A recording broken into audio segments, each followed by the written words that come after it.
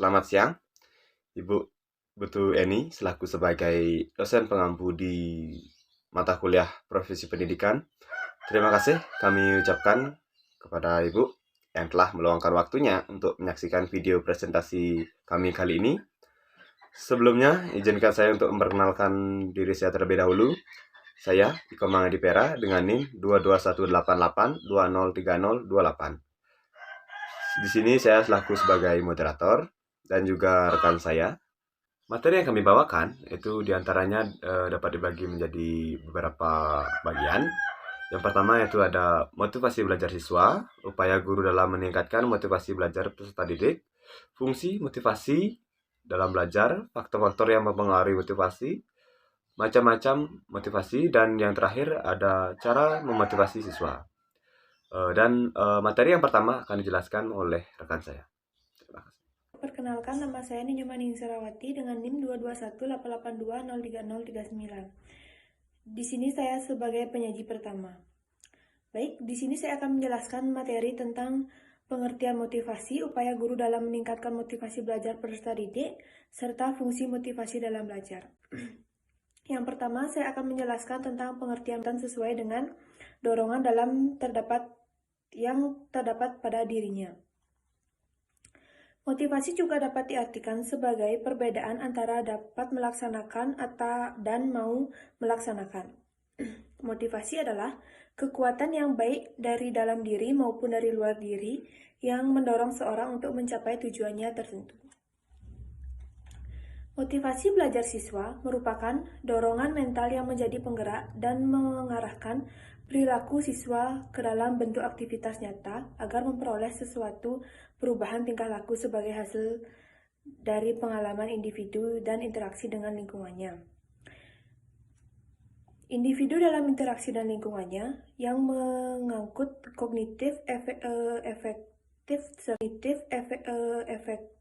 serta fisikotorik. Baik, yang kedua, saya akan menjelaskan tentang upaya guru dalam meningkatkan motivasi belajar peserta didik. Upaya adalah salah satu usaha atau syarat untuk mencapai sesuatu tujuan tertentu. Banyak hal yang dapat dilakukan oleh guru sebagai upaya untuk meningkatkan motivasi belajar, di antaranya. Yang pertama, optimalisasi penerapan prinsip belajar. Yang kedua, optimalisasi unsur dinamis belajar dan pembelajaran. Yang ketiga, ada optimalisasi pemanfaatan pengalaman dan kemampuan siswa. Yang keempat ada pengembangan cita-cita dan aspirasi belajar. Baik, yang terakhir yaitu ada fungsi motivasi dalam belajar. Dalam proses pembelajaran, motivasi sangat diperlukan. Karena dengan adanya motivasi atau motivation is a essential condition of learning, hasil belajar akan lebih optimal kalau ada motivasi. Berikut adalah fungsi motivasi dalam belajar. Yang pertama, motivasi sebagai pendorong perbuatan. Yang kedua, motivasi sebagai penggerak perbuatan. Yang ketiga, motivasi sebagai pengarah perbuatan. Yang pertama itu ada motivasi sebagai pendorong perbuatan, di mana awalnya anak didik tidak memiliki hasrat, namun karena adanya suatu dorongan atau motivasi, peserta didik mempunyai motivasi untuk mencapai tujuannya atau mempunyai hasrat untuk mencapai tujuan tersebut. Yang kedua, motivasi sebagai penggerak perbuatan. Besar kecilnya motivasi yang akan menumbuhkan cepat atau lambatnya suatu pekerjaan. Apabila motivasi seorang besar, maka dorongan dalam aktivitas akan menyelesaikan tujuannya itu akan semakin cepat. Yang ketiga, yaitu motivasi sebagai pengaruh perbuatan, di mana anak didik yang mempunyai motivasi dapat memilih menyelesaikan mana yang perbuatan yang harus dilakukan dan mana perbuatan yang harus diabaikan. Motivasi dapat berfungsi sebagai pendorong usaha dan pencapaian prestasi. Sekian presentasi dari saya, akan dilanjutkan oleh teman saya. Perkenalkan, saya Nimade Aprilinasari dengan NIM 221030007. Di sini saya sebagai penyaji kedua. Di sini saya akan menjelaskan tentang faktor-faktor yang mempengaruhi motivasi. Motivasi belajar merupakan segi kejiwaan yang mengalami perkembangan. Adapun faktor-faktor yang mempengaruhi aktivitas siswa berasal dari dalam diri si pelajar. 1. Faktor fisiologis atau keadaan fisik. 2. Faktor psikologis atau keadaan kejiwaan seperti sifat ingin tahu, keinginan untuk mendapatkan rasa aman, dan lain sebagainya. Menurut Damayanti dan Murjiono, faktor-faktor yang mempengaruhi motivasi belajar adalah A. Cita-cita atau aspirasi manusia. Motivasi belajar tampak pada keinginan anak sejak kecil. Keberhasilan mencapai keinginan dapat menumbuhkan kemauan yang dapat menimbulkan cita-cita dalam kehidupan. B. Kemampuan siswa. Secara ringkas dapat dikatakan bahwa kemampuan akan memperkuat motivasi anak untuk melaksanakan tugas-tugas perkembangan. C. Kondisi siswa. Kondisi siswa yang meliputi kondisi jasmani dan rohani mempengaruhi motivasi belajar. D. Kondisi lingkungan siswa. Lingkungan dapat berupa keadaan alam, lingkungan tempat tinggal, pergaulan sebaya, dan kehidupan masyarakat. E. Unsur-unsur dinamis dalam belajar dan pembelajaran. Siswa memiliki perasaan, perhatian, kemauan, ingatan, dan pikiran yang mengalami perubahan bakat pengalaman hidup. 5. Macam-macam motivasi. A. Motivasi intrinsik. Motivasi intrinsik adalah motif-motif yang menjadi aktif atau berfungsinya tidak perlu dirangsang dari luar. Karena dalam setiap orang, siswa sudah ada dorongan untuk melakukan sesuatu.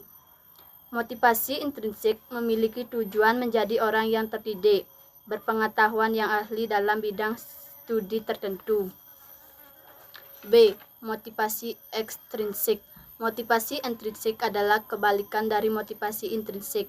Motivasi ekstrinsik adalah hal dan keadaan yang datang dari luar siswa yang mendorong untuk melakukan tindakan belajar, misalnya hadiah, pujian, peraturan atau tata tertib sekolah, suri tauladan orang tua, guru, dan sebagainya. Motivasi belajar dikatakan ekstrinsik bila anak didik menempatkan tujuan belajarnya di luar faktor-faktor situasi belajar. 6. Cara memotivasi siswa.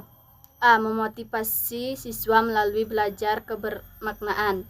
Belajar melalui model atau keteladanan. Ada pepatah menyatakan, tindakan berbicara lebih keras daripada kata-kata. Semua itu mengacu pada keteladanan dengan penuh kesadaran. Antara lain, 1. Teladan komunikasi yang jelas. 2. Akui setiap usaha.